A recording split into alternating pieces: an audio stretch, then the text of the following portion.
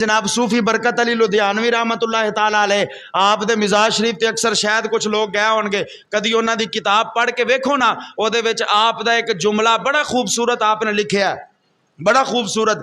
असी माल जमा करने आ, रोकने आ, कल नू काम आ जाएगा। उन्हें एक बड़ा खूबसूरत जुमला लिखा सूफी बरकत अली साहब। आपने पता की लिखा है? आप फरमाते ने खा खिला बचा के मत रख, कल की रोजी कल मिलेगी।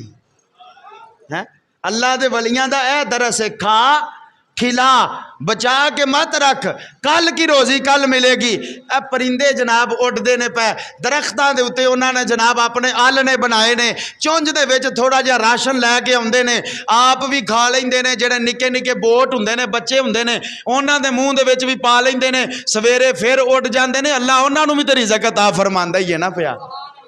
मेरा मालक उन्हां दा भी तो पेट भरदा ही है ना पिया। असी जनाब जे बालियां दी छत पा लईए तो दिन फिर भी लंघ जाता है, जे लेंटर पा लईए तो दिन फिर भी लंघ जाता है, जे जनाबे वाला बुलंदो बाला कोठियां छत लईए तो जिंदगी फिर भी गुजर जाती है। वो आलनिया च बह के रात नूं सौ भी जाते हैं, नेरियां भी आउंदियां ने, तूफान भी आउंदे ने, रब उन्हां नूं भी तो जिंदगी अता फरमा ही छड्डदा ना यार। अल्लाह ताला दी जात उन्होंने रिज़क भी देंदा है पिया, जिंदगी भी अता फरमांदा। किसी ने कहा सी ये जनाब परिंदे ना ये करदे रिज़क ज़खीरा, ना ये भुखे मरदे ने, बंदे ही करदे रिज़क ज़खीरा ते बंदे ही भुखे मरदे ने।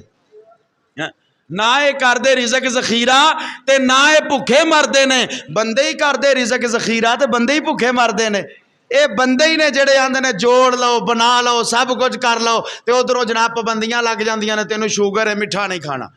उधरों जनाब पाबंदियां लग जांदियां ने, मेदे दा मरीज है आ भी शै नहीं खानी।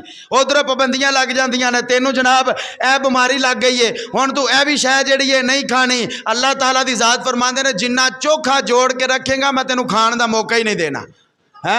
तो जिन्ना ज्यादा लोगों के अंदर तकसीम करना शुरू कर देवेगा, मेरे रब वाली सिफत तेरे विच आ जाएगी। जिन्ना ज्यादा तकसीम करता जाएगा मैं उन्ना तेरे रिज़क के अंदर इजाफा फरमांदा जावांगा।